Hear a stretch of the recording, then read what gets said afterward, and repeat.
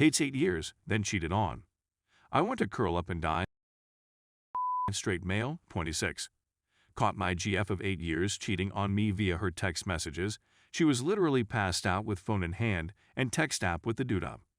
He's someone from work she claims she hasn't done anything besides, which I don't believe.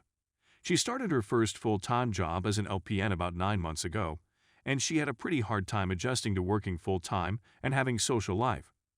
Wanted to do far fewer things with friends, generally needed her days off to be spent home watching TV and generally not wanting to do anything.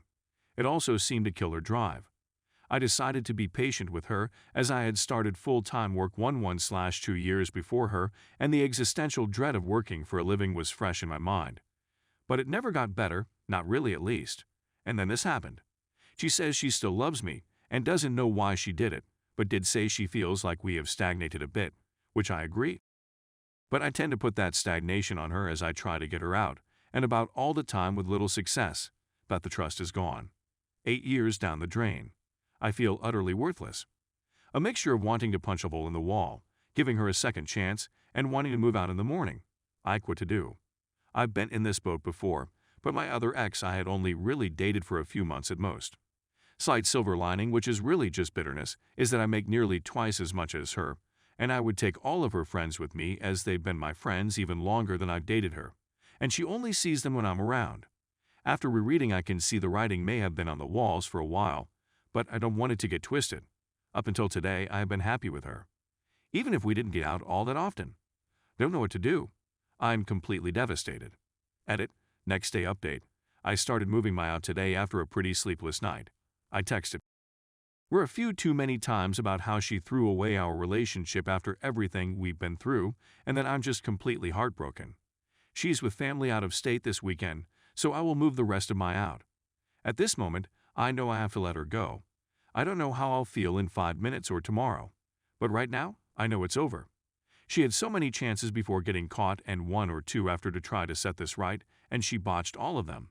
I just want to be loved, man. Edit. 1 weekish update.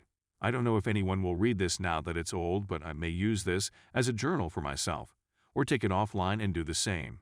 Anyway, this has been the hardest week of my entire life. We broke it off completely on Monday when we met in person. She said she is sorry, still loves me, but we can't be together right now. Fuck her for being such a coward, throwing in the still love you 1/3 of the time. I've been inconsolably crying and thinking about what could have / should have been, what I did wrong, my failure, or at least perceived, and just basically everything about the end of the relationship. Another 1/3 of the time, I genuinely think that I've dodged a bullet, and that she wasn't right for me for a lot longer than I'm willing to admit. I've thought about how I'm going to take action to take control over my life, such as therapy, going to the gym, and going to do things I want to do that I hadn't got to do over the last 8 years. The final 1/3 is a mix of screaming into the abyss that she's a horrible person that I'm totally going to take back if she lets me, and that it is going to ruin my life. These thought patterns loop like this all day. Last night was the first night I got more than 4 HRS of sleep, thanks to an Ambien and some melatonin, only 6 HRS. Work has been impossible, but I've shown up every day so far. I got a Tinder and Bumble on Monday. They're both deleted today. That was stupid of me. Her saying she isn't attracted to me anymore is going to with me for a long time, I can tell. I've seen one of my friends every day since it happened. That has helped temporarily. Being alone is really, really bad right now. I can't bring myself to listen to music or play any video games, 2 of my favorite escapes. Update. I made a post on this site about being cheated on approximately 4.5 months ago, and have since added some updates throughout the course of the following weeks, essentially just putting down my thoughts. It can be found at the following address. Posting the original in a nutshell. Here's what happened.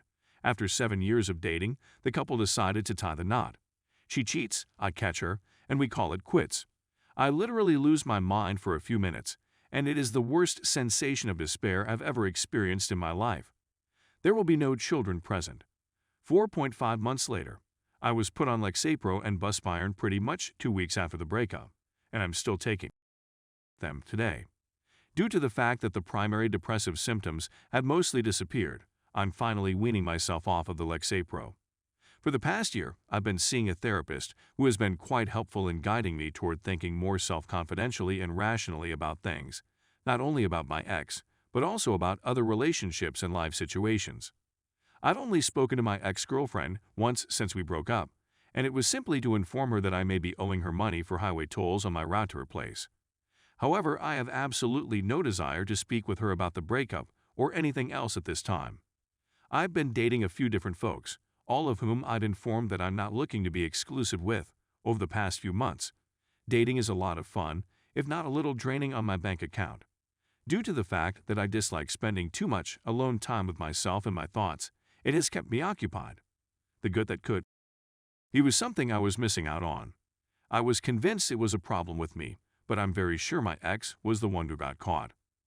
The feeling of having my person is something I genuinely miss. Just someone who I can confide in and know that they will be there for me when I need them is all I need. You know, a significant other or something like that. After dating a variety of people, reflecting on my relationship with my ex, and talking through both of these experiences with my therapist, I feel like I've uncovered a number of blind spots I'd previously overlooked and have begun to seriously consider the needs and expectations I require in a romantic relationship. My ex-boyfriend was clearly not meeting all of their needs, and they certainly aren't all met by the folks I've been dating. I know there will be a long road ahead, but I just wanted to provide this update as a ray of hope for all of you who are going through it right now. It will get less difficult. You have done nothing wrong. You are not the source of the problem. Avoid staying with a cheater at all costs. You can do so much better on your own. Take nothing else away from this except the fact that counseling is an absolutely fantastic tool for navigating through this really difficult time. Story 2. Husband ruined my career. I, 26F, met my husband, 40M, when I was 19 and he was 33. When I met him, I had just moved out of my hometown, where I had just spent the last year living in a trap house and frequently using drugs, and I wanted to get my life back on track. He had just gotten out of the military. Things seemed pretty good at first, but there were some red flags. With me being so young, I definitely wasn't super emotionally mature, and this would be the first actual relationship I was in. Looking back, I just really feel like I didn't know what I was doing. I had nothing to compare this to, and I wasn't ready to be in a long-term relationship. The things that stand out the most looking back as red flags include, he once trespassed in my friend's house who I was staying with, hiding behind furniture and spying on us to make sure I wasn't sleeping with my friend. I wasn't. He once made a very extensive list of things he didn't like about me. He would keep track of how many times he had suicidal thoughts. It was in the 300s, and he would throw it in my face and blame me for having those thoughts. Not something he did to me, but he told me a story about how he tried to get his kid put up for adoption just to spite his baby mama, so she could never see him again. He also kind of always talked down to me, and he says he didn't mean it that way, and I don't necessarily think he did, but he always just kind of made me feel kind of dumb. After a few years, I ended up joining the Navy and we got married. After my first deployment, I came back, and it's hard to explain, but things just felt off. I didn't feel attracted to him anymore and really felt uncomfortable with any kind of intimacy or him touching me, but I figured I'd get over it and things would go back to normal. Eventually, months and then years went by and I still had that same feeling. I didn't really feel comfortable telling him how I felt because usually when I said something was upsetting me, he wouldn't really care, and plus, I didn't want to hurt his feelings. He would often touch me, and it's hard to explain, but I would get the same sick feeling in my stomach that I can only compare to the same feeling I had when I had gotten raped once in the past. So I would either just clearly act uncomfortable, but he would keep touching me, or sometimes I would say I didn't want to be touched, and he would sometimes continue, but sometimes he would stop. However, we went years without having, and we would just kind of act like things were normal even though our marriage was extremely degraded, but I guess we both just didn't want to talk about it. These years were hard and I felt extremely depressed, but kept it bottled up. I went on my next deployment, and at that point I had already decided I would ask for a divorce when I got home. I didn't plan on cheating, but since I already felt that my marriage was over, when someone made a move on me, I ended up starting an affair.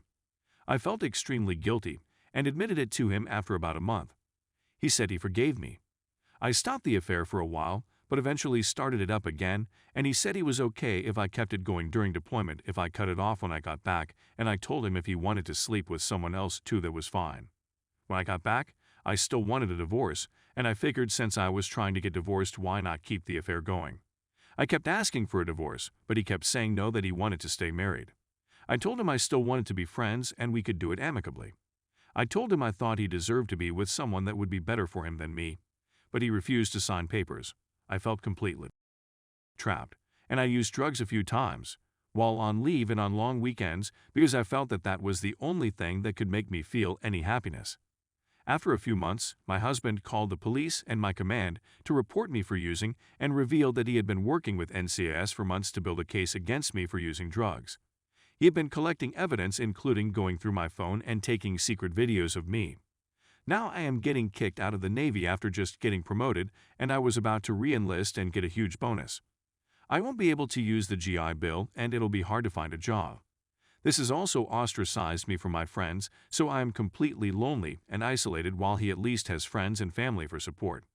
I guess it serves me right, but I just keep wondering why he couldn't just divorce me like a normal person and we can move on.